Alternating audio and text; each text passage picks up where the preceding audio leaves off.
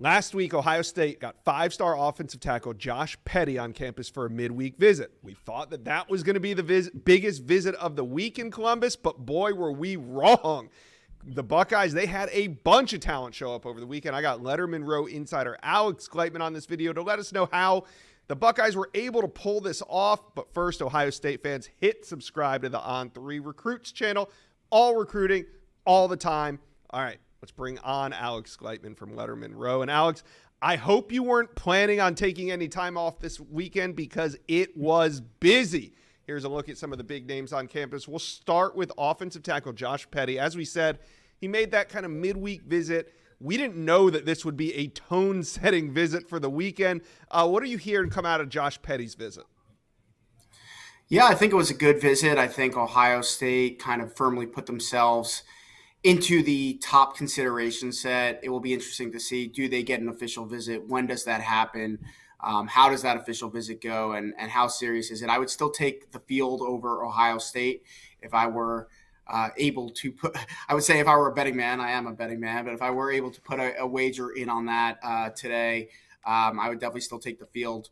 But Ohio State, I think, definitely impressed on the one-day visit, and I think set themselves up really nicely to get an official visit from Josh Petty in June. They're still figuring out when that date may be, but it seems like the intent on both sides is to bring Josh back in and get him back on campus for a more extended stay, roll out the red carpet, let him get to know the program a little bit better and see where they go from there. Yeah, and that's kind of Josh Petty coming on campus now. It does set up for the Buckeyes to be able to get him back for an official. Kind of needed that visit in the spring for that to happen. Now, one visitor that we knew was going to come in for an official down the road was David Sanders. He made a visit in April to Ohio State. It was a big one, but we did not expect what happened this weekend. David Sanders returned to Columbus for another unofficial visit. What does this visit mean to you, and what are we hearing coming out on David Sanders? Yeah, I think there was some murmurs coming out of the spring. He was on campus for the spring game. That was in mid-April, so not even a month ago at this point, 3.5 weeks ago or so.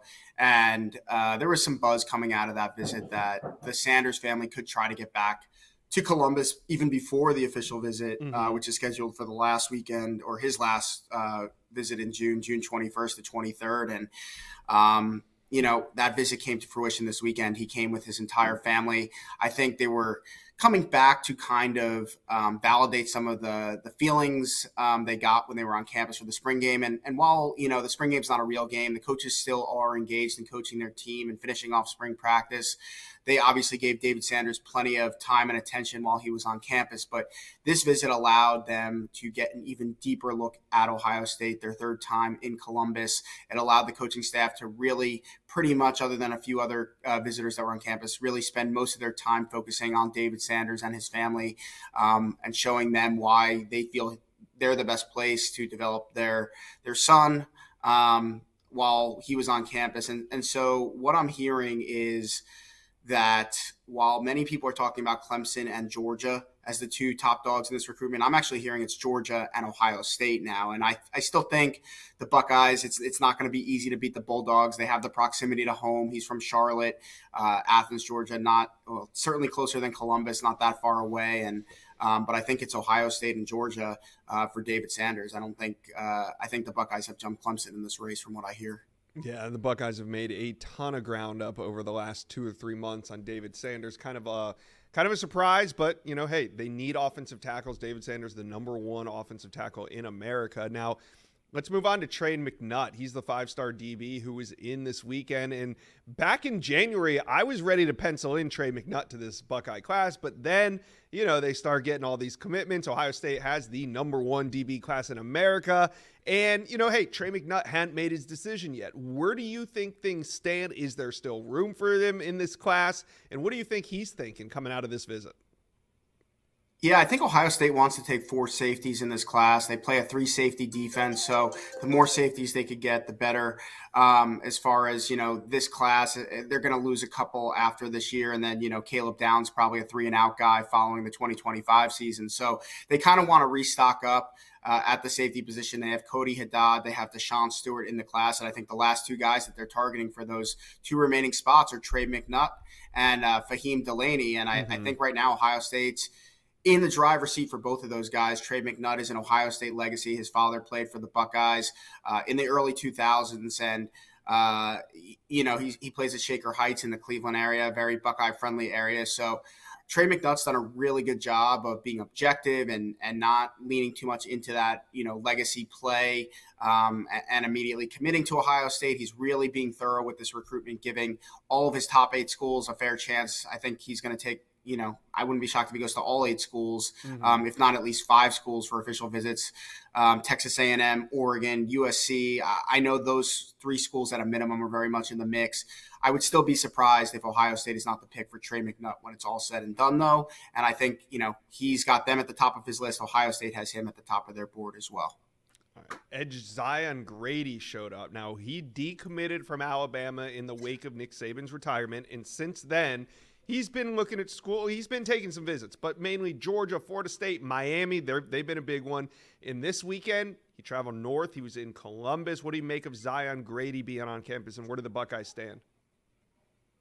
Yeah, it was his first visit to Ohio State. They offered in February. He obviously was committed to Alabama, backed off early in the year when Nick Saban retired. So this is still a fairly new relationship. They've obviously been building that relationship, virtually and online and through messaging and calls, things like that. But getting him on campus on his own dime was a big first step in this recruitment. He told me that was a next level visit. He really enjoyed spending quality time with Larry Johnson, Ryan Day, hearing about their plan to develop him both on and off the field, and how they would use him in their system, and how they feel that they could get him to where he needs to be an NFL star one day. Now, that said, the schools you mentioned, Florida State, Miami, Auburn, Tennessee, Georgia, they all have something in common. They're in the South. Ohio State is not in the South. While we thought that was maybe the case with David Sanders, where Ohio State was an outlier, I think that this one is going to be a little bit tougher to convince Zion Grady to come north. Now, that said, this was a great step forward for Ohio State in this recruitment. They got an official visit secured for the weekend of June 21st to 23rd. Zion told me he has that locked in now. So mission accomplished on this visit, right?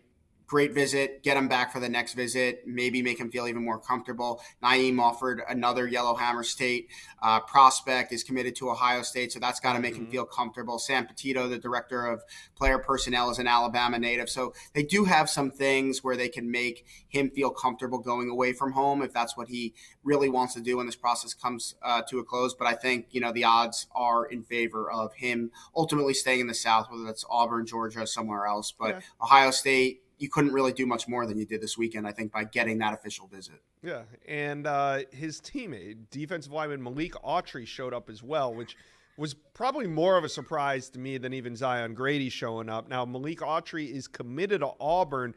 Do you think he was just Zion Grady's +1, or has this been something that Ohio State has maybe been working on behind the scenes? Yeah, I think the door has been open for other schools in Malik Autry's recruitment. I think he's got, I believe, official visit scheduled to Florida, UCF. There's a few other schools that are in the mix to get visits. Will he flip from Auburn? He's an Alabama native. I don't know, but it seems like it was more than just being a +1. His mom was there from what I saw on social media. He might have had a couple other family members there. So you do that. You come up from Alabama to Columbus, Ohio with family. I think it's more than just being a +1. He did get, I'm sure Ohio State wanted to see kind of some serious interest before they issued an offer, and they gave him that offer this weekend while he was on the visit. So we'll see what happens from there. Does Ohio State get one of those official visits? I would say there's a better chance Zion Grady becomes a Buckeye than Malik Autry becomes a Buckeye at this point. But again, let's see where this goes. Does an official visit happen? And is any other school, not just Ohio State, able to pry the door open here on the Tigers? Yeah, and big weekend across the board for Ohio State on a weekend that was supposed to be pretty quiet. Who do you think was the most important recruit that was on campus in the past week? Yeah, I would say I'm going to cop out, but I got to answer the question directly. It's David Sanders, the number 2 overall player in the country, the number 1 offensive tackle. I mean, honestly, I value offensive tackles, Yeah. so especially like him that are, in 3 years, if he's not a top 10 pick, that would be somewhat of a disappointment. And it's crazy to put that pressure on a kid, but that's the type of recruit he is, similar to Paris Johnson when he came to Ohio State a few years back. So, I think it's, for me, he'd be the number 1 player in the country when it comes to Ohio State and how they rank their board. And so getting him back on campus just 3.5 weeks after his last unofficial visit, just 6 weeks ahead of his next visit to campus for his official visit, where they'll get the last official visit before he goes into decision mode. I think that's absolutely massive. And if Ohio State is going to land David Sanders, we might look back on this past weekend and say, this might have been the turning point in which Ohio State was able to edge Georgia, South Carolina, Tennessee, Clemson, and all those other programs that are racing for his services. Yeah, no, you're right, because, we know the official visit's going to get scheduled for the summer, but we did not know that he was going to pop up on his own dime for another unofficial visit this weekend. So huge news. Alex Gleitman from Letterman Row. You guys do a phenomenal job. Updates been rolling all weekend on recruiting. Go check it out. Appreciate you taking some time today on a busy Sunday to drop by the Inside Scoop. Thanks, Josh. Appreciate it. Well, you've made it to the end of today's video, but there's hundreds more videos on the On3 Recruits channel for you to check out. And also, while you're here, hit subscribe.